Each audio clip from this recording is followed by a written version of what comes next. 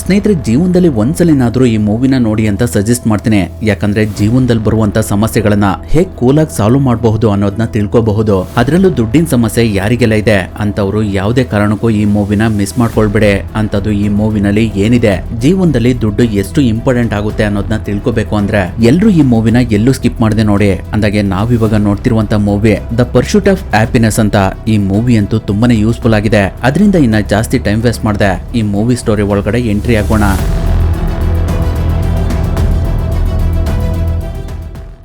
Movie ಶುರುವಾದಾಗ Chris ಮತ್ತೆ ಅವನ ಮಗನಾದ ಕ್ರಿಸ್ಟಫರ್ನ ತೋರಿಸ್ತಾರೆ. ಹೇಳ್ಬೇಕು ಅಂದ್ರೆ ನಿಜವಾದ ಜೀವನದಲ್ಲೂ ಕೂಡ ಇವರಿಬ್ರು ತಂದೆ ಮಗ ಆಗ್ಬೇಕು. ಕ್ರಿಸ್ ಒಬ್ಬ ಬಡವ, ಆದ್ರೆ ಅವನು ತುಂಬಾನೇ ಬುದ್ಧಿವಂತ.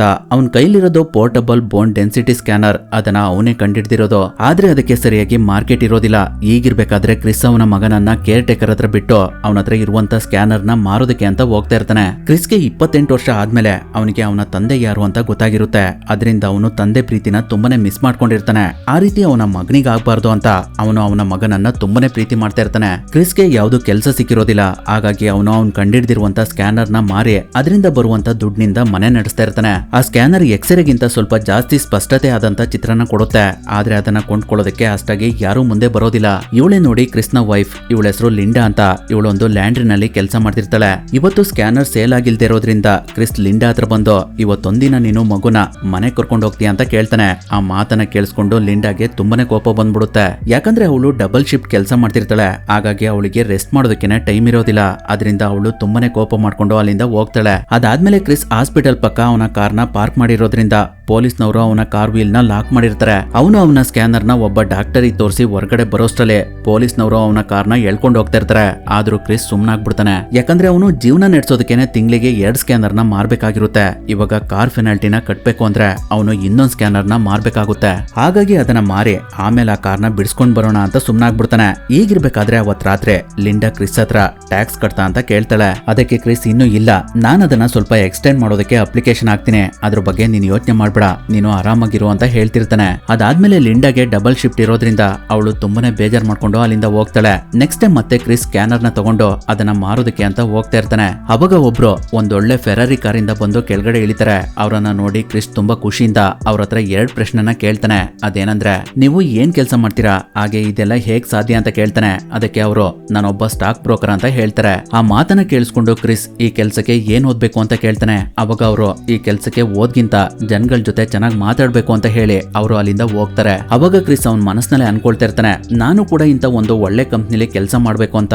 ಹಾಗೆ ಅಲ್ಲಿ ಓಡಾಡ್ತಿರುವಂತ ಜನಗಳೆಲ್ಲ ತುಂಬಾ ಖುಷಿಯಿಂದ ಇರೋದನ್ನ ನೋಡಿ ಈ ಖುಷಿ ನನ್ನ ಹತ್ರ ಯಾಕಿಲ್ಲ ಅಂತ ಅನ್ಕೊಳ್ತಾ ಇರ್ತಾನೆ. ಅದಾದ್ಮೇಲೆ ನೆಕ್ಸ್ಟ್ ಡೇ ಕ್ರಿಸ್ ಲಿಂಡಾ ಹತ್ರ ನಾನು ಸ್ಟಾಕ್ ಬ್ರೋಕರ್ ಕೆಲ್ಸಕ್ಕೆ ಸೇರ್ಕೊಳ್ತಾ ಇದೀನಿ ಅಂತ ಹೇಳ್ತಾನೆ. ಆ ಮಾತನ್ನ ಕೇಳಿಸ್ಕೊಂಡು ಅವಳು ಏನೋ ಸ್ಟಾಕ್ ಬ್ರೋಕರ ಅಸ್ಟ್ರೋನೆಟ್ ಆಗ್ಬಿಡು ಅಂತ ಜೋಕ್ ಮಾಡ್ತಾಳೆ. ಆ ಮಾತಿಂದ ಕ್ರಿಸ್ಗೆ ತುಂಬಾನೇ ಬೇಜಾರಾಗುತ್ತೆ. ಹಾಗಾಗಿ ಅವನು ಲಿಂಡಾಗೆ ಹೇಳ್ಬೇಡ ಲಿಂಡಾ, ನಾನು ಈ ಕೆಲ್ಸನ ತಗೊಳ್ತೀನಿ ಅಂತ ಹೇಳ್ತಾನೆ. ಅವಾಗ ಲಿಂಡಾ ಅವನಿಗೆ ನಿನಗೆ ನೆನ್ಪಿದ್ಯಾ, ಮುಂದಿನ ವಾರ ಬಾಡಿಗೆ ಕಟ್ಬೇಕು, ಇವಾಗಲೇ ಬಾಡಿಗೆ ಕಟ್ಟಿ 3 ತಿಂಗಳಾಗಿದೆ, 4 ತಿಂಗಳಿಂದ ನಾನು ಕಂಟಿನ್ಯೂಸ್ ಆಗಿ ಡಬಲ್ ಶಿಫ್ಟ್ ಕೆಲಸ ಮಾಡ್ತಾ ಇದ್ದೀನಿ, ಆದಷ್ಟು ಬೇಗ ಸ್ಕ್ಯಾನರ್ ನ ಮಾರಿ ಇದಕ್ಕೆಲ್ಲ ದುಡ್ಡನ್ನ ಅರೇಂಜ್ ಮಾಡು ಅಂತ ಹೇಳಿ ಅವಳು ಅಲ್ಲಿಂದ ಹೋಗ್ತಾಳೆ. ಆದ್ರೂ ಕ್ರಿಸ್ ತುಂಬಾ ಧೈರ್ಯ ಮಾಡಿ ನೆಕ್ಸ್ಟ್ ಡೇ ಸ್ಟಾಕ್ ಬ್ರೋಕರ್ ಕೆಲಸಕ್ಕೆ ಅಪ್ಲಿಕೇಶನ್ ಹಾಕ್ಬೇಕು ಅಂತ ಡಿಸೈಡ್ ಮಾಡ್ತಾನೆ. ಹಾಗಾಗಿ ಅವನು ಅವನ ಹತ್ರ ಇದ್ದಂತ ಸ್ಕ್ಯಾನರ್ ನ ಅಲ್ಲೇ ಹೇಳ್ತಿದ್ದಂತ ಹುಡುಗಿ ಹತ್ರ ಇಟ್ಟು ಆದಷ್ಟು ಬೇಗ ವಾಪಸ್ ಬರ್ತೀನಿ, ಅಲ್ಲಿವರೆಗೂ ಇದು ನಿಮ್ಮ ಹತ್ರನೇ ಇರ್ಲಿ ಅಂತ ಹೇಳಿ ಸ್ಟಾಕ್ ಬ್ರೋಕರ್ ಆಫೀಸ್ ಒಳಗಡೆ ಹೋಗ್ತಾನೆ. ಆ ಆಫೀಸ್ ಒಳಗಡೆ ಅವನು ಒಬ್ರ ಹತ್ರ ಅಪ್ಲಿಕೇಶನ್ ಫಾರ್ಮ್ ನ ಕಲೆಕ್ಟ್ ಮಾಡ್ಕೊಳ್ತಿರ್ಬೇಕಾದ್ರೆ ಕೆಳಗಡೆ ಹೇಳ್ತಿದ್ದಂತ ಹುಡುಗಿ ಅವನ ಸ್ಕ್ಯಾನರ್ ನ ತಗೊಂಡು ಓಡೋಗ್ತಿರೋದು ಅವನಿಗೆ ಕಾಣಿಸುತ್ತೆ. ಹಾಗಾಗಿ ಅವನು ಇಮಿಡಿಯೇಟ್ ಆಗಿ ಅಲ್ಲಿಂದ ಹೊರಗಡೆ ಬಂದು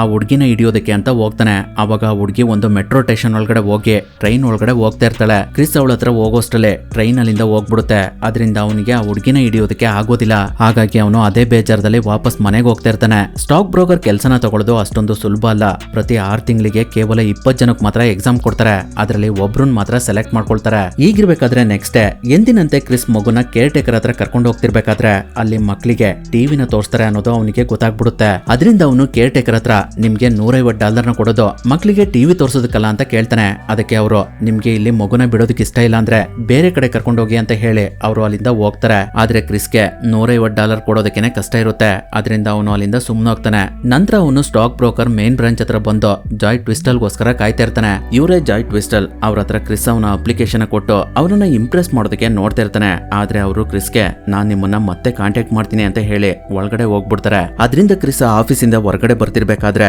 ಹಿಂದೆ ಒಬ್ಳು ಹುಡುಗಿ ಅವನ ಸ್ಕ್ಯಾನರ್ ನ ಕತ್ಕೊಂಡು ಹೋಗಿದ್ಲಲ್ಲ, ಅವಳು ಅವನಿಗೆ ಕಾಣಿಸ್ಕೊಳ್ತಾಳೆ. ಅದರಿಂದ ಅವನು ಅವಳನ್ನ ಹಿಡಿಯೋದಕ್ಕೆ ಅಂತ ಹೋಗ್ತಾನೆ. ಆ ಹುಡುಗಿ ಜೊತೆ ಅವಳ ಬಾಯ್ ಫ್ರೆಂಡ್ ಕೂಡ ಇರ್ತಾನೆ. ಅವರಿಬ್ರು ಕ್ರಿಸ್ನ ನೋಡಿ ಓಡೋಗ್ತಾ ಇರ್ತಾರೆ. ಅವಾಗ ನಮ್ಗೆ ಕ್ರಿಸ್ನ ಹಳೆ ಫ್ಲಾಶ್ ಬ್ಯಾಕ್ ತೋರಿಸ್ತಾರೆ.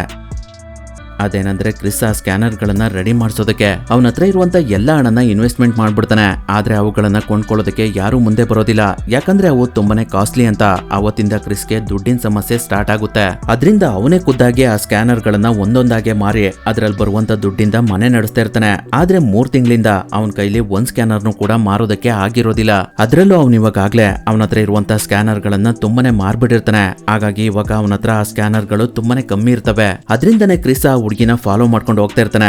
ಅವಾಗ ಅವರಿಬ್ರು ಒಂದು ಬಸ್ ಒಳಗಡೆ ಹೋಗಿ ಕೂತ್ಕೊಳ್ತಾರೆ. ಕ್ರಿಸ್ ಕೂಡ ಇಮಿಡಿಯೇಟ್ ಆಗಿ ಆ ಬಸ್ ಒಳಗಡೆ ಹೋಗಿ ಅವ್ರ ಹತ್ರ ಇರುವಂತ ಸ್ಕ್ಯಾನರ್ ನ ವಾಪಸ್ ತಗೊಳ್ತಾನೆ. ಅದಾದ್ಮೇಲೆ ಅವನು ಮಗುನ ಕರ್ಕೊಂಡು ವಾಪಸ್ ಮನೆಗೆ ಬರ್ತಾನೆ. ಇವತ್ತು ಕ್ರಿಸ್ಟಫರ್ ನ ಬರ್ತ್ಡೇ ಇರುತ್ತೆ. ಹಾಗಾಗಿ ಕ್ರಿಸ್ ಅವನಿಗೋಸ್ಕರ ಒಂದು ಬ್ಯಾಸ್ಕೆಟ್ ಬಾಲ್ ನ ಗಿಫ್ಟ್ ಮಾಡ್ತಾನೆ. ಅದರಿಂದ ಕ್ರಿಸ್ಟಫರ್ ತುಂಬಾನೇ ಖುಷಿ ಆಗ್ತಾನೆ. ಆದ್ರೆ ಲಿಂಡಾ ಮಾತ್ರ ತುಂಬಾ ಬೇಜಾರದಲ್ಲಿ ಇರ್ತಾಳೆ. ಯಾಕಂದ್ರೆ ಕ್ರಿಸ್ ಇವತ್ತು ಸ್ಕ್ಯಾನರ್ ನ ಮಾರಿ ಅವರನ್ನ ಹೊರಗಡೆ ಕರ್ಕೊಂಡು ಹೋಗ್ತೀನಿ ಅಂತ ಮಾತು ಕೊಟ್ಟಿರ್ತಾನೆ. ಆದ್ರೆ ಇವತ್ತು ಕೂಡ ಸ್ಕ್ಯಾನರ್ ಸೇಲ್ ಆಗದೆ ಇರೋದನ್ನ ನೋಡಿ ಲಿಂಡಾಗೆ ತುಂಬಾನೇ ಬೇಜಾರಾಗ್ತಿರುತ್ತೆ.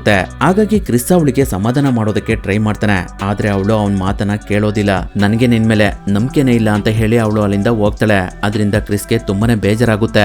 ಈಗಿರ್ಬೇಕಾದ್ರೆ ಸ್ವಲ್ಪ ದಿನಗಳ ನಂತರ ಕ್ರಿಸ್ ಮತ್ತೆ ಜಾಯ್ ಟ್ವಿಸ್ಟಲ್ ನ ಮೀಟ್ ಮಾಡೋದಕ್ಕೆ ಅಂತ ಬರ್ತಾನೆ. ಅವಾಗ ಅವರು ಎಲ್ಲೋ ಹೋಗ್ತಾ ಇರ್ತಾರೆ. ಅದರಿಂದ ಅವರು ಕ್ರಿಸ್ ಜೊತೆ ಸರಿಯಾಗಿ ಮಾತಾಡೋದಿಲ್ಲ. ಅದನ್ನ ನೋಡಿ ಕ್ರಿಸ್, ಸರ್ ನಾನು ಕೂಡ ನೀವು ಹೋಗ್ತಿರೋ ಕಡೆನೆ ಹೋಗ್ತಾ ಇದ್ದೀನಿ, ನಿಮ್ಗೇನು ಬೇಜಾರಿಲ್ಲ ಅಂದ್ರೆ ನಾನು ನಿಮ್ ಜೊತೆ ಬರ್ಬಹುದಾ ಅಂತ ಕೇಳ್ತಾನೆ. ಅದಕ್ಕೆ ಅವರು ಓಕೆ ಅಂತ ಹೇಳ್ತಾರೆ. ಹಾಗಾಗಿ ಕ್ರಿಸ್ ಕೂಡ ಅವ್ರ ಜೊತೆನೆ ಕಾರ್ ಒಳಗಡೆ ಹೋಗಿ ಕೂತ್ಕೊಳ್ತಾನೆ. ಅವನು ಜಾಯ್ ಟ್ವಿಸ್ಟಲ್ ನ ಮಾತಾಡ್ಸೋದಕ್ಕೆ ಅಂತಾನೆ ಆ ಕಾರ್ ಒಳಗಡೆ ಹೋಗಿ ಕೂತಿರ್ತಾನೆ. ಆದ್ರೆ ಜಾಯ್ ಅವನ ಮಾತನ್ನ ಸರಿಯಾಗಿ ಕೇಳಿಸ್ಕೊಳ್ತಾ ಇರೋದಿಲ್ಲ. ಅವರು ಒಂದು ರೂಬಿಕ್ ಕ್ಯೂಬ್ ನ ಇಟ್ಕೊಂಡು ಅದನ್ನ ಸಾಲ್ವ್ ಮಾಡೋದಕ್ಕೆ ಟ್ರೈ ಮಾಡ್ತಿರ್ತಾರೆ. ಆದ್ರೆ ಅವ್ರ ಕೈಲಿ ಆಗ್ತಾ ಇರೋದಿಲ್ಲ. ಅದನ್ನ ನೋಡಿ ಕ್ರಿಸ್, ಸರ್ ನಾನು ಇದನ್ನ ಸಾಲ್ವ್ ಮಾಡ್ತೀನಿ ಅಂತ ಹೇಳಿ ಅವನು ಆ ರೂಬಿಕ್ ಕ್ಯೂಬ್ ನ ಇಸ್ಕೊಂಡು ಸಾಲ್ವ್ ಮಾಡೋದಕ್ಕೆ ಸ್ಟಾರ್ಟ್ ಮಾಡ್ತಾನೆ. ಆದ್ರೆ ಅವನು ಅದನ್ನ ಸಾಲ್ವ್ ಮಾಡೋಷ್ಟ್ರಲ್ಲೇ ಜಾಯ್ ಟ್ವಿಸ್ಟಲ್ ಇಳಿಬೇಕಾದಂತ ಸ್ಟಾಪ್ ಬಂದೇ ಬಿಡುತ್ತೆ. ಅಷ್ಟರಲ್ಲಿ ಕ್ರಿಸ್ ಕೂಡ ಆ ರೂಬಿಕ್ ಕ್ಯೂಬ್ ನ ಸಾಲ್ವ್ ಮಾಡ್ಬಿಡ್ತಾನೆ. ಅದನ್ನ ನೋಡಿ ಜಾಯ್ಗೆ ತುಂಬಾನೇ ಆಶ್ಚರ್ಯ ಆಗ್ತಿರುತ್ತೆ. ಹಾಗಾಗಿ ಅವರು ಕ್ರಿಸ್ಗೆ ಮತ್ತೆ ಸಿಗೋಣ ಅಂತ ಹೇಳಿ ಅವರು ಅಲ್ಲಿಂದ ಹೋಗ್ತಾರೆ. ಆದ್ರೆ ಅವರು ಕಾರ್ ಬಾಡಿಗೆನ ಕೊಡದೆ ಹಾಗೆ ಹೋಗ್ಬಿಡ್ತಾರೆ. ಅದರಿಂದ ಕ್ರಿಸ್ಗೆ ಏನ್ ಮಾಡ್ಬೇಕು ಅಂತಾನೆ ಗೊತ್ತಾಗ್ತಾ ಇರೋದಿಲ್ಲ. ಹಾಗಾಗಿ ಅವನು ಡ್ರೈವರ್ಗೆ ನನ್ನನ್ನ ಸ್ವಲ್ಪ ಹಿಂದೆ ಬಿಡು ಅಂತ ಹೇಳ್ತಾನೆ. ಮೀಟರ್ ಬೇರೆ ಇನ್ನೂ ಜಾಸ್ತಿ ಆಗ್ತಿರುತ್ತೆ. ಅವನ ಪರ್ಸ್ನಲ್ಲಿ ಬರೀ $5 ಮಾತ್ರ ಇರುತ್ತೆ ಅಷ್ಟೇ. ಅದರಿಂದ ಅವನು ಸಿಗ್ನಲ್ ಬಂದ್ ಕೂಡ್ಲೆ ಕಾರಿಂದ ಕೆಳಗಡೆ ಇಳಿದು ಓಡೋಗ್ಬಿಡ್ತಾನೆ. ಅವಾಗ ಆ ಕಾರ್ ಡ್ರೈವರ್ ಕೂಡ ಅವನನ್ನ ಹಿಡಿಯೋದಕ್ಕೆ ತುಂಬಾನೇ ಟ್ರೈ ಮಾಡ್ತಾರೆ. ಆದ್ರೆ ಹೇಗೋ ಮಾಡಿ ಕ್ರಿಸ್ ಅವರಿಂದ ತಪ್ಪಿಸ್ಕೊಳ್ತಾನೆ. ಆದ್ರೆ ಅವನು ಅದೇ ಗಾಬರಿಲಿ ಟ್ರೈನ್ ಒಳಗಡೆ ಹೋಗ್ತಿರ್ಬೇಕಾದ್ರೆ ಅವನ ಕೈ ಡೋರ್ಗೆ ಸಿಗಾಕೊಂಡ್ಬಿಡುತ್ತೆ. ಅದೇ ಕೈಲಿ ಅವನು ಸ್ಕ್ಯಾನರ್ ನ ಇಟ್ಕೊಂಡಿರೋದ್ರಿಂದ ಅದನ್ನ ಅವನು ಒಳಗಡೆ ಹೇಳ್ಕೊಳ್ಳೋದಕ್ಕೆ ಆಗ್ತಾ ಇರೋದಿಲ್ಲ. ಅದೇ ಸಮಯಕ್ಕೆ ಟ್ರೈನ್ ಬೇರೆ ಹೊರಟ್ಬಿಡುತ್ತೆ. ಹಾಗಾಗಿ ಅವನು ಆ ಸ್ಕ್ಯಾನರ್ ನ ಹೊರಗಡೆನೆ ಬಿಟ್ಬಿಡ್ತಾನೆ. ಅದರಿಂದ ಕ್ರಿಸ್ಗೆ ತುಂಬಾನೇ ಬೇಜಾರಾಗ್ತಿರುತ್ತೆ. ಅದಾದ್ಮೇಲೆ ಅವನು ಲಿಂಡಾ ಕಾಲ್ ಮಾಡಿ ನಾನಿವತ್ ಬರೋದು ಸ್ವಲ್ಪ ಲೇಟ್ ಆಗುತ್ತೆ ಅಂತ ಹೇಳ್ತಾನೆ. ಆದ್ರೆ ಆ ಕಡೆಯಿಂದ ಲಿಂಡಾ ಕ್ರಿಸ್ಗೆ ನಾನ್ ನಿನ್ ಜೊತೆ ಇರೋದಿಲ್ಲ, ನಾನ್ ನನ್ನ ಎಲ್ಲಾ ವಸ್ತುಗಳನ್ನ ಪ್ಯಾಕ್ ಮಾಡ್ಕೊಂಡಿದ್ದೀನಿ, ಮಗುನ ಕರ್ಕೊಂಡು ಇಲ್ಲಿಂದ ಹೋಗ್ತೀನಿ ಅಂತ ಹೇಳ್ತಾಳೆ. ಆ ಮಾತನ್ನ ಕೇಳಿ ಕ್ರಿಸ್ಗೆ ಏನ್ ಹೇಳ್ಬೇಕು ಅಂತಾನೆ ಗೊತ್ತಾಗ್ತಾ ಇರೋದಿಲ್ಲ. ಅವನು ಇಮಿಡಿಯೇಟ್ ಆಗಿ ಫೋನ್ ನ ಇಟ್ಟು ಒಂದು ಬಸ್ ಒಳಗಡೆ ಹೋಗ್ತಾನೆ. ತುಂಬಾ ಅವಸರದಿಂದ ಮನೆ ಹತ್ರ ಬರ್ತಾನೆ. ಆದ್ರೆ ಅವನು ಮನೆ ಹತ್ರ ಬರೋಷ್ಟರಲ್ಲೇ ಲಿಂಡಾ ಅಲ್ಲಿಂದ ಮಗುನ ಕರ್ಕೊಂಡು ಹೋಗ್ಬಿಟ್ಟಿರ್ತಾಳೆ. ಅದರಿಂದ ಕ್ರಿಸ್ಗೆ ಇನ್ನೂ ತುಂಬಾ ಬೇಜಾರಾಗ್ತಿರುತ್ತೆ. ಅದೇ ಸಮಯಕ್ಕೆ ಒಂದು ಕಾಲ್ ಬರುತ್ತೆ. ಆ ಕಾಲ್ ನ ಜಾಯ್ ಟ್ವಿಸ್ಟಲ್ ಮಾಡಿರ್ತಾರೆ. ಅವರು ಕ್ರಿಸ್ಗೆ ನಾಳೆ ನೀನು ನನ್ನನ್ನ ಆಫೀಸ್ ನಲ್ಲಿ ಮೀಟ್ ಮಾಡೋ, ನಿನ್ಗೋಸ್ಕರ ನಾನು ನಾಳೆ ಒಂದು ಇಂಟರ್ವ್ಯೂ ನ ಅರೇಂಜ್ ಮಾಡಿರ್ತೀನಿ ಅಂತ ಹೇಳಿ ಒಂದು ನಂಬರ್ ಕೊಡ್ತಾರೆ. ಆದ್ರೆ ಆ ಟೆನ್ಷನ್ ಅಲ್ಲಿ ಅವನಿಗೆ ಆ ನಂಬರ್ಸ್ ಗಳನ್ನ ನೆನ್ಪಿಟ್ಕೊಳ್ಳೋದಕ್ಕೆ ಆಗ್ತಾ ಇರೋದಿಲ್ಲ. ಅವಾಗ ಅವನು ಹೊರಗಡೆ ಬಂದು ಎಲ್ಲರ ಹತ್ರ ಲಿಂಡಾ ನೋಡಿದ್ರ ಅಂತ ಕೇಳ್ತಾ ಹೇಗೋ ನೆನ್ಪ್ ಮಾಡ್ಕೊಂಡು ಜಾಯ್ ಹೇಳ್ದಂತ ನಂಬರ್ ನ ನೋಟ್ ಮಾಡ್ಕೊಳ್ತಾನೆ. ನಂತರ ಅವತ್ ರಾತ್ರಿ ಎಲ್ಲ ಕೂತ್ಕೊಂಡು ಕ್ರಿಸ್ ನನ್ ಜೀವನ ಈಗ ಆಯ್ತಲ್ಲ ಅಂತ ತುಂಬಾ ಯೋಚನೆ ಮಾಡ್ತಿರ್ತಾನೆ. ಈಗಿರ್ಬೇಕಾದ್ರೆ ನೆಕ್ಸ್ಟ್ ಡೇ ಕ್ರಿಸ್ ಲಿಂಡಾ ಹತ್ರ ಬಂದು ಅವಳನ್ನ ಮಾತಾಡ್ಸೋದಕ್ಕೆ ಟ್ರೈ ಮಾಡ್ತಾನೆ. ಆದ್ರೆ ಲಿಂಡಾ ಅವನ ಜೊತೆ ಮಾತಾಡೋದಕ್ಕೆ ರೆಡಿ ಇರೋದಿಲ್ಲ. ನಾನ್ ನಿನ್ ಜೊತೆ ಖುಷಿಯಿಂದ ಇಲ್ಲ, ನನ್ಗೆ ನಿನ್ ಜೊತೆ ಇರೋದಕ್ಕೆ ಇಷ್ಟ ಇಲ್ಲ ಅಂತ ಹೇಳ್ತಾಳೆ. ಅದಕ್ಕೆ ಕ್ರಿಸ್ ಲಿಂಡಾಗೆ ಹಾಗಾದ್ರೆ ನೀನು ಆ ಖುಷಿನ ಹುಡ್ಕೊಂಡು ಹೋಗೋ, ನನ್ಗೇನ್ ಬೇಜಾರಿಲ್ಲ, ಆದ್ರೆ ಕ್ರಿಸ್ಟಫರ್ ನಾನ್ ನೋಡ್ಕೊಳ್ತೀನಿ, ಅವ್ನ ಇನ್ಮೇಲೆ ನನ್ ಜೊತೆನೆ ಇರ್ತಾನೆ ಅಂತ ಹೇಳ್ತಾನೆ. ಅವಾಗ ಲಿಂಡಾ ಏನು ಮಾತಾಡದೆ ಅಲ್ಲಿಂದ ಹೋಗ್ತಾಳೆ. ಅದರಿಂದ ಕ್ರಿಸ್ ಅಲ್ಲಿಂದ ಡೈರೆಕ್ಟ್ ಆಗಿ ಕೇರ್ ಟೇಕರ್ ಹತ್ರ ಬಂದು ಕ್ರಿಸ್ಟಫರ್ ನ ಅಲ್ಲಿಂದ ಕರ್ಕೊಂಡು ಹೋಗ್ತಾನೆ.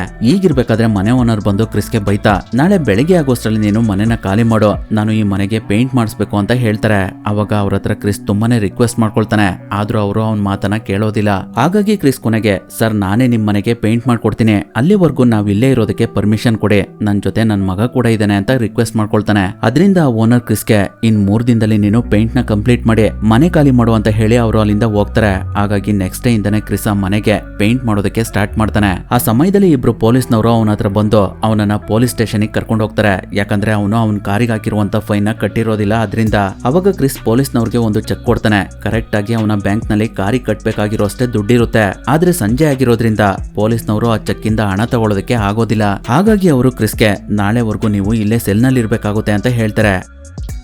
ಅದಕ್ಕೆ ಕ್ರಿಸ್, ಸರ್ ಮನೇಲಿ ನನ್ನ ಮಗ ಒಬ್ನೇ ಇದ್ದಾನೆ, ನಾನು ಇಲ್ಲಿ ಇರೋದಕ್ಕಾಗೋದಿಲ್ಲ ಅಂತ ಹೇಳ್ತಾನೆ. ಆದ್ರೆ ಅವನ ಮಾತನ್ನ ಪೊಲೀಸ್ನವರು ಕೇಳೋದಿಲ್ಲ. ಆದ್ರಿಂದ ಕ್ರಿಸ್ಗೆ ಬೇರೆ ವಿಧಿ ಇಲ್ದೆ ಅವನು ಲಿಂಡಾ ಕಾಲ್ ಮಾಡಿ ನಾಳೆ ಒಂದಿನ ನೀನು ಕ್ರಿಸ್ಟಫರ್ನ ನೋಡ್ಕೋ, ನಾನು ಒಂದು ಸಮಸ್ಯೆಯಲ್ಲಿ ಸಿಗಾಕೊಂಡಿದ್ದೀನಿ ಅಂತ ರಿಕ್ವೆಸ್ಟ್ ಮಾಡ್ಕೊಳ್ತಾನೆ. ಅದಕ್ಕೆ ಲಿಂಡಾ ಕೂಡ ಓಕೆ ಅಂತ ಹೇಳ್ತಾಳೆ. ಹಾಗಾಗಿ ಅವತ್ ರಾತ್ರಿ ಎಲ್ಲ ಕ್ರಿಸ್ ಜೈಲ್ನಲ್ಲೇ ಕಳಿತಾನೆ. ನಾಳೆ ಸ್ಟಾಕ್ ಬ್ರೋಕರ್ ಆಫೀಸ್ ನಲ್ಲಿ ಅವನಿಗೆ ಇಂಟರ್ವ್ಯೂ ಬೇರೆ ಇರುತ್ತೆ. ಅದರಿಂದ ಅವನಿಗೆ ಏನ್ ಮಾಡ್ಬೇಕು ಅಂತಾನೆ ಗೊತ್ತಾಗ್ತಾ ಇರೋದಿಲ್ಲ. ಈಗಿರ್ಬೇಕಾದ್ರೆ ನೆಕ್ಸ್ಟ್ ಡೇ ಪೊಲೀಸ್ನವರು ಅವನನ್ನ ಕರೆಕ್ಟ್ ಆಗಿ 9:30ಗೆ ರಿಲೀಸ್ ಮಾಡ್ತಾರೆ. ಇಂಟರ್ವ್ಯೂ 10 o'clock ಇರೋದ್ರಿಂದ ಅವನು ಫ್ರೆಶ್ ಅಪ್ ಕೂಡ ಆಗದೆ ಪೊಲೀಸ್ ಸ್ಟೇಷನ್ ಇಂದ ಓಡೋದಕ್ಕೆ ಸ್ಟಾರ್ಟ್ ಮಾಡ್ತಾನೆ. ಯಾಕಂದ್ರೆ ಅವನ ಹತ್ರ ಟ್ಯಾಕ್ಸಿಗೆ ದುಡ್ಡು ಕೊಡೋದಕ್ಕೆ ದುಡ್ಡು ಕೂಡ ಇರೋದಿಲ್ಲ. ಹಾಗೆ ಹೇಗೋ ಕಷ್ಟಪಟ್ಟು ಸ್ಟಾಕ್ ಬ್ರೋಕರ್ ಆಫೀಸ್ ಹತ್ರ ಬರ್ತಾನೆ. ಅವನಿರೋ ಪರಿಸ್ಥಿತಿನ ನೋಡಿ ಅಲ್ಲಿದ್ದವರೆಲ್ಲ ಅವನ ಬಗ್ಗೆ ತುಂಬಾ ಬ್ಯಾಡ್ ಆಗಿ ಮಾತಾಡ್ತಾ ಇರ್ತಾರೆ. ಆದ್ರೂ ಕೂಡ ಕ್ರಿಸ್ ಅದ್ರ ಬಗ್ಗೆ ತಲೆನೇ ಕೆಡಿಸ್ಕೊಳ್ಳೋದಿಲ್ಲ. ಅವನು ಇಂಟರ್ವ್ಯೂ ನಡೆಯುವಂತಹ ಜಾಗಕ್ಕೆ ಬಂದು ವೆಯ್ಟ್ ಮಾಡ್ತಿರ್ತಾನೆ. ಅವಾಗ ಒಬ್ರು ಲೇಡಿ ಅಲ್ಲಿಗೆ ಬಂದು ಅವನನ್ನ ಆಫೀಸ್ ಒಳಗಡೆ ಕರ್ಕೊಂಡು ಹೋಗ್ತಾರೆ. ಅಲ್ಲಿರುವಂತ ಜನಗಳೆಲ್ಲ ದುಡ್ಡಿನ ಬಗ್ಗೆ ಮಾತಾಡ್ತಿರೋದನ್ನ ನೋಡಿ ಕ್ರಿಸ್ಗೆ ತುಂಬಾನೇ ಖುಷಿ ಆಗ್ತಿರುತ್ತೆ. ಕೊನೆಗೆ ಆ ಲೇಡಿ ಕ್ರಿಸ್ನ ಇಂಟರ್ವ್ಯೂ ನಡೆಯುವಂತಹ ಜಾಗಕ್ಕೆ ಕರ್ಕೊಂಡು ಹೋಗ್ತಾರೆ. ಅಲ್ಲಿ ಜಾಯ್ ಟ್ವಿಸ್ಟಲ್ ಕೂಡ ಇರ್ತಾರೆ. ಅವರೆಲ್ಲ ಕ್ರಿಸ್ ಬಟ್ಟೆನ ನೋಡಿ ತುಂಬಾ ಬ್ಯಾಡ್ ಆಗಿ ಥಿಂಕ್ ಮಾಡ್ತಾ ಇರ್ತಾರೆ. ಅವಾಗ ಕ್ರಿಸ್ ಅವರಿಗೆ ನಡೆದಿದ್ದ ವಿಷಯನೆಲ್ಲ ಎಕ್ಸ್ಪ್ಲೇನ್ ಮಾಡ್ತಾ, ಸರ್ ನಾನು ಈ ಕೆಲಸನ ತುಂಬಾ ಶ್ರದ್ಧೆಯಿಂದ ಮಾಡ್ತೀನಿ, ನೀವ್ ಏನ್ ಹೇಳಿದ್ರು ಅದನ್ನ ಇಲ್ಲ ಅಂತ ಹೇಳೋದಿಲ್ಲ, ನನಗ್ ಗೊತ್ತಿಲ್ಲ ಅಂದ್ರೂ ಈ ಕೆಲಸನ ತಿಳ್ಕೊಂಡ್ ಮಾಡ್ತೀನಿ ಅಂತ ನಿಮ್ಗೆ ಭರವಸೆ ಕೊಡ್ತೀನಿ ಅಂತ ಹೇಳ್ತಾನೆ. ಆ ಮಾತಿಂದ ಎಲ್ಲರೂ ತುಂಬಾ ಇಂಪ್ರೆಸ್ ಆಗ್ಬಿಡ್ತಾರೆ. ಹಾಗಾಗಿ ಜಾಯ್ ಕ್ರಿಸ್ನ ತುಂಬಾ ಅಪ್ರಿಶಿಯೇಟ್ ಮಾಡ್ತಾ ಇರ್ತಾನೆ. ಆದ್ರೆ ಕ್ರಿಸ್ಗೆ ಆ ಕೆಲಸ ಮಾಡೋದಕ್ಕೆ ತುಂಬಾ ಕಷ್ಟ ಇರುತ್ತೆ. ಯಾಕಂದ್ರೆ ಇಂಟರ್ನ್ಶಿಪ್ ಮುಗಿಯೋವರೆಗೂ ಅವನಿಗೆ ಯಾವುದೇ ರೀತಿ ಸ್ಯಾಲ್ರಿ ಇರೋದಿಲ್ಲ. ಅದರಿಂದ ಅವನು ಜಾಯ್ಗೆ ಯೋಚನೆ ಮಾಡಿ ಹೇಳ್ತೀನಿ ಅಂತ ಹೇಳ್ತಾನೆ. ಆ ಮಾತನ್ನ ಕೇಳಿ ಜಾಯ್ ಕ್ರಿಸ್ಗೆ, ಏನ್ ತಮಾಷೆ ಮಾಡ್ತಿದ್ಯಾ, ನಿನ್ಗೆ ಒಂದೇ ಒಂದಿನ ಟೈಮ್ ಕೊಡ್ತೀನಿ, ನಿನ್ಗೆ ಈ ಕೆಲಸ ಬೇಡ ಅಂದ್ರೆ ನಾನು ಇದನ್ನ ಬೇರೆಯವ್ರು ಕೊಡ್ಬೇಕಾಗುತ್ತೆ ಅಂತ ಹೇಳಿ ಅವರು ಅಲ್ಲಿಂದ ಹೋಗ್ತಾರೆ. ಈಗಿರ್ಬೇಕಾದ್ರೆ ಅವತ್ ರಾತ್ರಿ ಲಿಂಡಾ ಮಗುನ ವಾಪಸ್ ಕ್ರಿಸ್ ಹತ್ರ ಕರ್ಕೊಂಡ್ ಬರ್ತಾಳೆ. ಅಷ್ಟೊತ್ತಿಗಾಗ್ಲೇ ಆ ಮಗು ಮಲಗಿರುತ್ತೆ. ಹಾಗಾಗಿ ಅವಳು ಆ ಮಗುನ ಮಲಗಿಸ್ತಾ, ನಾನು ನ್ಯೂಯಾರ್ಕಿಗೆ ಹೋಗ್ತಾ ಇದ್ದೀನಿ, ನನ್ನ ತಂಗಿ ಬಾಯ್ ಫ್ರೆಂಡ್ ಅಲ್ಲಿ ಒಂದು ರೆಸ್ಟೋರೆಂಟ್ ಮಾಡಿದ್ದಾರೆ, ಅದರಲ್ಲಿ ನನಗೆ ಒಂದು ಕೆಲಸ ಸಿಕ್ಕಿದೆ ಅಂತ ಹೇಳ್ತಾಳೆ. ಅದಕ್ಕೆ ಕ್ರಿಸ್ ಏನು ರಿಯಾಕ್ಟ್ ಮಾಡ್ದೆ, ಕ್ರಿಸ್ಟಫರ್ನ ನಾನೇ ನೋಡ್ಕೊಳ್ತೀನಿ ಅಂತ ಹೇಳ್ತಾನೆ. ಅವಾಗ ಲಿಂಡಾ, ನನಗ್ ಗೊತ್ತು ಕ್ರಿಸ್, ನೀನ್ ಅವನನ್ನ ಚೆನ್ನಾಗಿ ನೋಡ್ಕೊಳ್ತೀಯ ಅಂತ, ನನ್ಗೂ ಅವನನ್ನ ಬಿಟ್ಟಿರೋದಕ್ಕೆ ಆಗೋದಿಲ್ಲ, ಆದ್ರೆ ಬೇರೆ ದಾರಿ ಇಲ್ಲ ಅಂತ ಹೇಳಿ ಅವಳು ಅಲ್ಲಿಂದ ಹೋಗ್ತಾಳೆ. ಅದರಿಂದ ಕ್ರಿಸ್ಗೆ ತುಂಬಾನೇ ಬೇಜಾರಾಗ್ತಿರುತ್ತೆ. ಅದಾದ್ಮೇಲೆ ಅವನು ಜಾಯ್ ಟ್ವಿಸ್ಟಲ್ಗೆ ಕಾಲ್ ಮಾಡಿ ನಾನು ಇಂಟರ್ನ್ಶಿಪ್ಗೆ ಜಾಯ್ನ್ ಆಗ್ತೀನಿ ಅಂತ ಹೇಳ್ತಾನೆ. ಇದೇ ರೀತಿ 3 ದಿನ ಕಳೆಯುತ್ತೆ. ಹಾಗಾಗಿ ಕ್ರಿಸ್ ಮನೆನ ಖಾಲಿ ಮಾಡಿ ಮಗುನ ಕರ್ಕೊಂಡು ಒಂದು ಹೋಟೆಲ್ ನಲ್ಲಿ ಸ್ಟೇ ಆಗ್ತಾನೆ. ಅವತ್ತೆಲ್ಲ ಅವನು ಮಗು ಜೊತೆ ಆಟ ಆಡ್ತಾ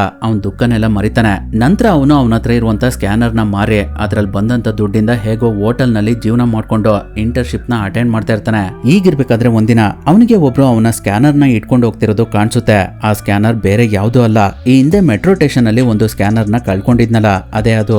ಆದ್ರೆ ಆ ಸ್ಕ್ಯಾನರ್ ನ ಇಟ್ಕೊಂಡು ಹೋಗ್ತಿದ್ದಂತಹ ವ್ಯಕ್ತಿನ ಹಿಡಿಯೋದಕ್ಕೆ ಅಂತ ಹೋಗಿ ಕ್ರಿಸ್ಗೆ ಚಿಕ್ಕದಾಗಿ ಆಕ್ಸಿಡೆಂಟ್ ಆಗ್ಬಿಡುತ್ತೆ. ಅದರಿಂದ ಅವನಿಗೆ ಆ ವ್ಯಕ್ತಿನ ಹಿಡಿಯೋದಕ್ಕೆ ಆಗೋದಿಲ್ಲ. ಆ ಸಮಯದಲ್ಲಿ ಅವನ ಶೂ ಬೇರೆ ಕಳ್ದೋಗ್ಬಿಡುತ್ತೆ. ಕ್ರಿಸ್ಗೆ ತುಂಬಾನೇ ಟೈಮ್ ಆಗಿರೋದ್ರಿಂದ ಅವನು ನೇರವಾಗಿ ಹಾಗೇನೆ ಆಫೀಸ್ ಒಳಗಡೆ ಹೋಗ್ತಾನೆ. ಅವನನ್ನ ನೋಡಿ ಅಲ್ಲಿ ಎಲ್ಲರೂ ತುಂಬಾನೇ ನಗ್ತಾ ಇರ್ತಾರೆ. ಅಲ್ಲಿ ಇದ್ದಂತಹ ಮ್ಯಾನೇಜರ್ ಕ್ರಿಸ್ ಪರಿಸ್ಥಿತಿನ ಅರ್ಥ ಮಾಡ್ಕೊಂಡು ಅವರ ಎಲ್ಲಾ ಕೆಲಸಗಳನ್ನ ಅವನ ಕೈಲೇ ಮಾಡಿಸ್ಕೊಳ್ತಾ ಇರ್ತಾರೆ. ಅಲ್ಲಿರೋರ್ಗೆಲ್ಲ ಅವನೇ ಕಾಫಿ ತಂದ್ಕೊಡ್ಬೇಕಾಗಿರುತ್ತೆ. ಅದ್ರೊಳಗಡೆ ಅವನು ಸಂಜೆ ಮಗುನ ಬೇರೆ ಪಿಕ್ ಮಾಡ್ಬೇಕಾಗಿರುತ್ತೆ. ಅದರಿಂದ ಅವನಿಗೆ ಸಖತ್ ಟಯರ್ಡ್ ಆಗ್ತಿರುತ್ತೆ. ಆದ್ರೂ ಅವನು ಸ್ವಲ್ಪನೂ ಬೇಜಾರ್ ಮಾಡ್ಕೊಳ್ದೆ ಇಂಟರ್ನ್ಶಿಪ್ ನ ಅಟೆಂಡ್ ಮಾಡ್ತಿರ್ತಾನೆ. ಇದೇ ರೀತಿ 4 ತಿಂಗಳು ಕಳ್ದೋಗ್ಬಿಡುತ್ತೆ. ಎಲ್ರು ಅವರ ಟಾರ್ಗೆಟ್ ನ ರೀಚ್ ಮಾಡೋದಕ್ಕೋಸ್ಕರ ರಾತ್ರಿವರೆಗೂ ಆಫೀಸ್ ನಲ್ಲಿ ಕೆಲಸ ಮಾಡ್ತಿರ್ತಾರೆ. ಆದ್ರೆ ಕ್ರಿಸ್ ಅವನ ಮಗನನ್ನ ಪಿಕ್ ಮಾಡ್ಬೇಕಾಗಿರೋದ್ರಿಂದ ತುಂಬಾ ಬೇಗ ಅವನ ಟಾರ್ಗೆಟ್ ನ ರೀಚ್ ಮಾಡ್ಬೇಕಾಗಿರುತ್ತೆ. ಅದರಿಂದ ಅವನು ನೀರ್ ಕುಡಿಯೋದಕ್ಕೂ ಹೋಗ್ತಿರೋದಿಲ್ಲ. ಟೈಮ್ ವೇಸ್ಟ್ ಆಗುತ್ತೆ ಅಂತ ಟಾಯ್ಲೆಟ್ಗೂ ಕೂಡ ಹೋಗ್ತಿರೋದಿಲ್ಲ. ಈಗಿರ್ಬೇಕಾದ್ರೆ ಒಂದಿನ ಕ್ರಿಸ್ ವಾಲ್ಟರ್ ಅನ್ನೋ ಒಬ್ಬ ವ್ಯಕ್ತಿಗೆ ಕಾಲ್ ಮಾಡಿ, ಸರ್ ನಿಮ್ಮ ಪ್ರಾಡಕ್ಟ್ಸ್ ಗಳ ಬಗ್ಗೆ ನಿಮ್ ಜೊತೆ ಮಾತಾಡ್ಬೇಕು, ಇದರಿಂದ ನಿಮ್ಗೆ ತುಂಬಾ ಲಾಭ ಇದೆ ಅಂತ ಹೇಳ್ತಾನೆ. ಅದಕ್ಕೆ ಅವರು ಇನ್ನ 20 ನಿಮಿಷದಲ್ಲಿ ನನ್ನನ್ನ ಮೀಟ್ ಮಾಡಿ, ನನಗೆ ಅರ್ಜೆಂಟ್ ಕೆಲಸ ಇದೆ ಅಂತ ಹೇಳ್ತಾರೆ. ಅದರಿಂದ ಕ್ರಿಸ್ ಇಮಿಡಿಯೇಟ್ ಆಗಿ ಆಫೀಸ್ ಇಂದ ಹೊರಗಡೆ ಹೋಗ್ತಾ ಇರ್ತಾನೆ. ಆದ್ರೆ ಅದೇ ಸಮಯಕ್ಕೆ ಅವನ ಮ್ಯಾನೇಜರ್ ಕ್ರಿಸ್ಗೆ ನನ್ನ ಕಾರ್ನ ಸ್ವಲ್ಪ ಪಾರ್ಕ್ ಮಾಡು ಅಂತ ಹೇಳಿ ಅವರ ಕಾರ್ ಕೀ ಕೊಡ್ತಾರೆ. ಹಾಗಾಗಿ ಕ್ರಿಸ್ ಅವರ ಕಾರ್ ಹತ್ರ ಬಂದು ಕಾರ್ ಡೋರ್ ನ ಓಪನ್ ಮಾಡೋದಕ್ಕೆ ಟ್ರೈ ಮಾಡ್ತಾನೆ. ಆದ್ರೆ ಅದು ಓಪನ್ ಆಗ್ತಿರೋದಿಲ್ಲ. ಆದ್ರೂ ಹೇಗೋ ಮಾಡಿ ಅದನ್ನ ಕ್ರಿಸ್ ಓಪನ್ ಮಾಡ್ತಾನೆ. ಆದ್ರೆ ಅಲ್ಲಿ ಪಾರ್ಕ್ ಮಾಡೋದಕ್ಕೆ ಎಲ್ಲೂ ಜಾಗ ಇರೋದಿಲ್ಲ. ಅದರಿಂದ ಅವನು ಆ ಕಾರ್ನ ತಗೊಂಡು ವಾಲ್ಟರ್ ಆಫೀಸ್ ಹತ್ರ ಹೋಗ್ತಾನೆ. ಅಲ್ಲೂ ಕೂಡ ಕಾರ್ ಪಾರ್ಕ್ ಮಾಡೋದಕ್ಕೆ ಅವನಿಗೆ ಜಾಗ ಸಿಗ್ತಿರೋದಿಲ್ಲ. ಹಾಗಾಗಿ ಅವನು ಆ ಕಾರ್ನ ನೋ ಪಾರ್ಕಿಂಗ್ ನಲ್ಲೇ ನಿಲ್ಸಿ ವಾಲ್ಟರ್ ಆಫೀಸ್ ಒಳಗಡೆ ಹೋಗ್ತಾನೆ. ಆದ್ರೆ ಅವನ ಅಲ್ಲಿಗೆ ಹೋಗೋಷ್ಟರಲ್ಲಿ ವಾಲ್ಟರ್ ಅಲ್ಲಿಂದ ಹೋಗ್ಬಿಟ್ಟಿರ್ತಾರೆ. ಕ್ರಿಸ್ ಅಲ್ಲಿಗೆ ಹೋಗೋಷ್ಟರಲ್ಲಿ 20 ನಿಮಿಷಕ್ಕಿಂತ ಜಾಸ್ತಿ ಆಗ್ಬಿಟ್ಟಿರುತ್ತೆ. ಹಾಗಾಗಿ ಅವನು ವಾಪಸ್ ಅವನ ಕಾರ್ ಹತ್ರ ಬಂದು ನೋಡಿದ್ರೆ ಪೊಲೀಸ್ನವರು ಅವನ ಕಾರಿಗೆ ಫೈನ್ ಹಾಕಿರ್ತಾರೆ. ಅದನ್ನ ಅವನೇ ಕಟ್ಬೇಕಾಗುತ್ತೆ. ಅದಾದ್ಮೇಲೆ ನೆಕ್ಸ್ಟ್ ಡೇ ಕ್ರಿಸ್ ಮಗುನ ಕರ್ಕೊಂಡು ವಾಲ್ಟರ್ನ ಮೀಟ್ ಮಾಡೋದಕ್ಕೆ ಅಂತ ಅವ್ನ ಮನೆ ಹತ್ರ ಬರ್ತಾನೆ. ವಾಲ್ಟರ್ ಕೂಡ ಮನೇಲೇ ಇರ್ತಾರೆ. ಹಾಗಾಗಿ ಕ್ರಿಸ್ ವಾಲ್ಟರ್ಗೆ ನೆನ್ನೆ ನಾನ್ ನಿಮ್ಮನ್ನ ಮೀಟ್ ಮಾಡೋದಕ್ಕಾಗ್ಲಿಲ್ಲ, ದಯವಿಟ್ಟು ಕ್ಷಮಿಸಿ, ಮತ್ತೆ ನೀವು ನನಗೆ ಇನ್ನೊಂದು ಅಪಾಯಿಂಟ್ಮೆಂಟ್ ಕೊಟ್ರೆ ನಾನ್ ನಿಮ್ಗೆ ಎಲ್ಲಾ ವಿವರವಾಗಿ ಎಕ್ಸ್ಪ್ಲೇನ್ ಮಾಡ್ತೀನಿ ಅಂತ ಹೇಳ್ತಾನೆ. ಅದಕ್ಕೆ ವಾಲ್ಟರ್ ಕೂಡ ಓಕೆ ಅಂತ ಹೇಳ್ತಾರೆ. ಅದೇ ಸಮಯದಲ್ಲಿ ವಾಲ್ಟರ್ ಫುಟ್ಬಾಲ್ ಮ್ಯಾಚ್ ನ ನೋಡೋದಕ್ಕೆ ಅಂತ ಹೊರಟಿರ್ತಾರೆ. ಅವ್ರಿಗೂ ಕೂಡ ಕ್ರಿಸ್ಟೋಫರ್ ತರ ಒಬ್ಬ ಮಗ ಇರ್ತಾನೆ. ಅದರಿಂದ ಅವರು ಕ್ರಿಸ್ನ ಕೂಡ ಮ್ಯಾಚ್ ನ ನೋಡೋದಕ್ಕೆ ಕರೀತಾರೆ. ಆ ಮ್ಯಾಚ್ ನ ನೋಡ್ಬೇಕು ಅಂತ ಕ್ರಿಸ್ ತುಂಬಾ ಸಲ ಅನ್ಕೊಂಡಿರ್ತಾನೆ, ಆದ್ರೆ ಆಗಿರೋದಿಲ್ಲ. ಅದ್ರಲ್ಲೂ ಕ್ರಿಸ್ಟೋಫರ್ಗಂತೂ ಫುಟ್ಬಾಲ್ ಮ್ಯಾಚ್ ಅಂದ್ರೆ ತುಂಬಾನೇ ಇಷ್ಟ. ಹಾಗಾಗಿ ಅವನು ವಾಲ್ಟರ್ ಜೊತೆ ಫುಟ್ಬಾಲ್ ಮ್ಯಾಚ್ ನ ನೋಡೋದಕ್ಕೆ ಅಂತ ಹೋಗ್ತಾನೆ. ಅಲ್ಲಿ ವಾಲ್ಟರ್ ಜೊತೆ ಇದ್ದಂತ ಶ್ರೀಮಂತ ಸ್ನೇಹಿತರನ್ನೆಲ್ಲ ನೋಡಿ ಕ್ರಿಸ್, ನನ್ ಜೀವನ ಇವ್ರ ತರ ಯಾಕಿಲ್ಲ, ನಾನ್ ಮಾಡ್ತಿರುವಂತ ಕೆಲಸ ಸರಿ ಇದೆಯಾ ಅಥವಾ ತಪ್ಪಿದ್ಯಾ ಅಂತ ಯೋಚನೆ ಮಾಡ್ತಿರ್ತಾನೆ. ಅದ್ರಲ್ಲೂ ಫುಟ್ಬಾಲ್ ಮ್ಯಾಚ್ ನ ನೋಡೋದಕ್ಕೆ ಅವ್ರಿದ್ದಂತ ಪ್ರೈವೇಟ್ ಜಾಗನ ನೋಡಿ ಕ್ರಿಸ್ ತುಂಬಾನೇ ಇಂಪ್ರೆಸ್ ಆಗ್ಬಿಡ್ತಾನೆ. ಅವಾಗ ಅವನು ವಾಲ್ಟರ್ಗೆ ಥ್ಯಾಂಕ್ಸ್ ಹೇಳ್ತಾ, ಸರ್ ನಿಮ್ಮ ಆಸ್ತಿ ಮ್ಯಾನೇಜ್ಮೆಂಟ್ ನ ಡೀನ್ ವಿಟರ್ ಅಸೆಟ್ ಮ್ಯಾನೇಜ್ಮೆಂಟ್ ತುಂಬಾನೇ ಚೆನ್ನಾಗಿ ನೋಡ್ಕೊಳ್ಳುತ್ತೆ, ದಯವಿಟ್ಟು ನನ್ನ ನಂಬಿ, ಡೀನ್ ವಿಟರ್ ನಿಮ್ಮ ರಿಟೈರ್ಡ್ ಪೋರ್ಟ್ಫೋಲಿಯೋನ ತುಂಬಾನೇ ಚೆನ್ನಾಗಿ ನೋಡ್ಕೊಳ್ಳುತ್ತೆ ಅಂತ ಹೇಳ್ತಾನೆ. ಅದಕ್ಕೆ ವಾಲ್ಟರ್, ತಲೆ ಕೆಡಿಸ್ಕೋಬೇಡ ಕ್ರಿಸ್, ನೀನ್ ನನ್ಗೆ ಇಷ್ಟ ಅದೆ, ಅದರಿಂದ ನಾನ್ ನಿನ್ಗೆ ನನ್ನ ಫಂಡ್ ನ ಮ್ಯಾನೇಜ್ ಮಾಡೋದಕ್ಕೆ ಬಿಡ್ತೀನಿ ಅಂತ ಹೇಳ್ತಾರೆ. ಅದರಿಂದ ಕ್ರಿಸ್ಗೆ ತುಂಬಾನೇ ಖುಷಿ ಆಗುತ್ತೆ. ಅಷ್ಟೇ ಇಲ್ಲದೆ ವಾಲ್ಟರ್ ನ ಸ್ನೇಹಿತರು ಕೂಡ ಅವರ ನಂಬರ್ಸ್ ಗಳನ್ನ ಕೊಟ್ಟು ಕ್ರಿಸ್ಗೆ ಕಾಲ್ ಮಾಡು, ನಾವು ಕೂಡ ನಿನ್ಗೆ ಏನಾದ್ರೂ ಹೆಲ್ಪ್ ಮಾಡ್ತೀವಿ ಅಂತ ಹೇಳ್ತಾರೆ. ಈಗಿರ್ಬೇಕಾದ್ರೆ 5 ತಿಂಗಳ ಒಳಗಡೆ ಕ್ರಿಸ್ ಅವನ ಹತ್ರ ಇದ್ದಂತ ಎಲ್ಲಾ ಸ್ಕ್ಯಾನರ್ ಗಳನ್ನ ಮಾರ್ಬಿಡ್ತಾನೆ. ಆದ್ರೆ ಅದೇ ಸಮಯಕ್ಕೆ ಅವನಿಗೆ ಒಂದು ನೋಟಿಸ್ ಬರುತ್ತೆ. ಅದೇನಂದ್ರೆ ಟ್ಯಾಕ್ಸ್. ಅವನು ಸ್ಕ್ಯಾನರ್ ಗಳನ್ನ ಮಾರಿ ಟ್ಯಾಕ್ಸ್ ಕಟ್ಟಿಲ್ದೇ ಇರೋದ್ರಿಂದ ಗೌರ್ಮೆಂಟ್ ನವರು ಅವನ ಅಕೌಂಟ್ ನಲ್ಲಿ $600 ನ ಕಟ್ ಮಾಡ್ಕೊಂಡಿರ್ತಾರೆ. ಹಾಗಾಗಿ ಇವಾಗ ಅವನ ಅಕೌಂಟ್ ನಲ್ಲಿ ಕೇವಲ $21 ಮಾತ್ರ ಇರುತ್ತೆ. ಅದನ್ನ ನೋಡಿ ಕ್ರಿಸ್ಗೆ ಏನ್ ಮಾಡ್ಬೇಕು ಅಂತಾನೆ ಗೊತ್ತಾಗದೆ ರಾತ್ರಿ ಎಲ್ಲ ಯೋಚನೆ ಮಾಡ್ತಾ ಇರ್ತಾನೆ. ಈಗಿರ್ಬೇಕಾದ್ರೆ ನೆಕ್ಸ್ಟ್ ಡೇ ಕ್ರಿಸ್ ಅವನ ಫ್ರೆಂಡ್ ಹತ್ರ ಹೋಗಿ, ನನ್ಗೆ ನೀನು $14 ನ ಕೊಡ್ಬೇಕಲ್ಲ, ಅದನ್ನ ವಾಪಸ್ ಕೊಡು ಅಂತ ಕೇಳ್ತಾನೆ. ಅದಕ್ಕೆ ಅವನು ನನ್ನ ಹತ್ರ ಇವಾಗ ಇಲ್ಲ ಅಂತ ಹೇಳ್ತಾನೆ. ಹಾಗಾಗಿ ಅವರಿಬ್ರು ಮಧ್ಯೆ ಸ್ವಲ್ಪ ಜಗಳ ನಡೆಯುತ್ತೆ. ಅದೇ ಬೇಜಾರದಲ್ಲಿ ಕ್ರಿಸ್ ಮಗುನ ಪಾರ್ಕ್ ನಲ್ಲಿ ಆಟ ಆಡೋದಕ್ ಬಿಟ್ಟು ಯೋಚನೆ ಮಾಡ್ತಾ ಕೂತಿರ್ತಾನೆ. ಅವಾಗ ಅವನಿಗೆ ಮತ್ತೆ ಅವನ ಸ್ಕ್ಯಾನರ್ ನ ಇಟ್ಕೊಂಡು ಹೋಗ್ತಿದ್ದಂತಹ ವ್ಯಕ್ತಿ ಕಾಣಿಸ್ಕೊಳ್ತಾನೆ. ಹಾಗಾಗಿ ಇಮಿಡಿಯೇಟ್ ಆಗಿ ಕ್ರಿಸ್ ಆ ವ್ಯಕ್ತಿ ಹತ್ರ ಹೋಗಿ ಆ ಸ್ಕ್ಯಾನರ್ ನ ಅವನಿಂದ ಕಿತ್ಕೊಳ್ತಾನೆ. ನಂತರ ಅದನ್ನ ಮಾರೋದಕ್ಕೆ ಅಂತ ಒಬ್ರು ಡಾಕ್ಟರ್ ಹತ್ರ ಹೋಗ್ತಾನೆ. ಆದ್ರೆ ಅಷ್ಟೊತ್ತಿಗೆ ಆ ಮಿಷಿನ್ ಕೆಟ್ಟೋಗಿರುತ್ತೆ. ಅದರಿಂದ ಆ ಡಾಕ್ಟರ್ ಅದನ್ನ ತಗೊಳ್ಳೋದಿಲ್ಲ. ಅದೇ ಬೇಜಾರದಲ್ಲಿ ಅವನು ವಾಪಸ್ ಅವನ ರೂಮ್ ಹತ್ರ ಬಂದ್ರೆ ಹೋಟೆಲ್ನವರು ಅವನ ಲಗೇಜ್ ನ ಹೊರಗಡೆ ಇಟ್ಟಿರ್ತಾರೆ. ಯಾಕಂದ್ರೆ ಅವನು ಕೆಲವು ದಿನಗಳಿಂದ ಹೋಟೆಲ್ಗೂ ಕೂಡ ದುಡ್ಡು ಕಟ್ಟಿರೋದಿಲ್ಲ. ಮಗು ಬೇರೆ ನನಗೆ ಸುಸ್ತಾಗಿದೆ, ಮಲಗಬೇಕು ಅಂತ ಹಠ ಮಾಡ್ತಿರುತ್ತೆ. ಅವಾಗ ಕ್ರಿಸ್ ಹೇಗೋ ಮಾಡಿ ಆ ಮಗುಗೆ ಸಮಾಧಾನ ಮಾಡಿ ಅಲ್ಲಿಂದ ಕರ್ಕೊಂಡು ಹೋಗ್ತಾನೆ. ಅದಾದ್ಮೇಲೆ ಅವನಿಗೆ ಆ ಮಗುನ ಕರ್ಕೊಂಡು ಎಲ್ಲಿಗೆ ಹೋಗ್ಬೇಕು ಏನ್ ಮಾಡ್ಬೇಕು ಅಂತಾನೆ ಗೊತ್ತಾಗ್ತಿರೋದಿಲ್ಲ. ಮೆಟ್ರೋ ಸ್ಟೇಷನ್ ಅಲ್ಲಿ ಕೂತ್ಕೊಂಡು ಯೋಚನೆ ಮಾಡ್ತಿರ್ತಾನೆ. ಅವಾಗ ಕ್ರಿಸ್ ಮಗುಗೆ ನಾವೊಂದು ಆಟ ಆಡೋಣ ಅಂತ ಹೇಳಿ ಅವನ ಹತ್ರ ಇರುವಂತ ಸ್ಕ್ಯಾನರ್ ನ ಟೈಮ್ ಟ್ರಾವೆಲ್ ಮಿಷಿನ್ ಅಂತ ಅನ್ಕೊಳ್ಳೋಣ, ಇದರ ಸಹಾಯದಿಂದ ನಾವು ತುಂಬಾ ವರ್ಷಗಳ ಕಾಲ ಹಿಂದೆ ಹೋಗೋಣ ಅಂತ ಹೇಳ್ತಾನೆ. ಅದಕ್ಕೆ ಕ್ರಿಸ್ಟೋಫರ್ ಕೂಡ ಓಕೆ ಅಂತ ಹೇಳ್ತಾನೆ. ಆ ಸಮಯದಲ್ಲಿ ಕ್ರಿಸ್ ಮಗುಗೆ ಇವಾಗ ನಾವು ಡೈನೋಸರ್ ಗಳಿರುವಂತಹ ಜಾಗಕ್ಕೆ ಬಂದಿದೀವಿ, ಅದರಿಂದ ಆದಷ್ಟು ಬೇಗ ನಾವು ಸೇಫ್ ಆಗಿರುವಂತಹ ಜಾಗಕ್ಕೆ ಹೋಗ್ಬೇಕು ಅಂತ ಹೇಳಿ ಆ ಮಗುನ ಒಂದು ಟಾಯ್ಲೆಟ್ ರೂಮ್ ಒಳಗಡೆ ಕರ್ಕೊಂಡೋಗಿ ಡೋರ್ ನ ಲಾಕ್ ಮಾಡ್ತಾನೆ. ಯಾಕಂದ್ರೆ ಅವರಿಗೆ ಅವತ್ ರಾತ್ರಿ ಉಳ್ಕೊಳ್ಳೋದಕ್ಕೆ ಟಾಯ್ಲೆಟ್ ನ ಬಿಟ್ರೆ ಬೇರೆ ಎಲ್ಲೂ ಜಾಗ ಇರೋದಿಲ್ಲ. ಕ್ರಿಸ್ ಆ ಮಗುಗೆ ಡೈರೆಕ್ಟ್ ಆಗಿ ಟಾಯ್ಲೆಟ್ ರೂಮ್ ಒಳಗಡೆ ಹೋಗಿ ಅಲ್ಲಿ ರೆಸ್ಟ್ ಮಾಡೋಣ ಅಂತ ಹೇಳಿದ್ರೆ ಅದು ಹಠ ಮಾಡುತ್ತೆ ಅಂತ ಕ್ರಿಸ್ ಆ ರೀತಿ ನಾಟಕ ಮಾಡ್ತಾನೆ. ಅದು ಪಬ್ಲಿಕ್ ಟಾಯ್ಲೆಟ್ ಆಗಿರೋದ್ರಿಂದ ಅವಾಗ ಹೊರಗಡೆಯಿಂದ ಜನಗಳು ಬಾಗ್ಲು ಟಕ್ ಮಾಡ್ತಾ ಇರ್ತಾರೆ. ಆದ್ರೂ ಕೂಡ ಕ್ರಿಸ್ ಬಾಗ್ಲು ತೆಗಿತಿರೋದಿಲ್ಲ. ಯಾಕಂದ್ರೆ ಕ್ರಿಸ್ಟೋಫರ್ ಮಲಗಿರ್ತಾನೆ. ಅದರಿಂದ ಕ್ರಿಸ್ಗೆ ಆ ಪರಿಸ್ಥಿತಿನ ನೋಡಿ ತುಂಬಾನೇ ದುಃಖ ಆಗ್ತಿರುತ್ತೆ. ಆದ್ರೆ ಅವನಿಗೆ ಬೇರೆ ದಾರಿ ಇರೋದಿಲ್ಲ.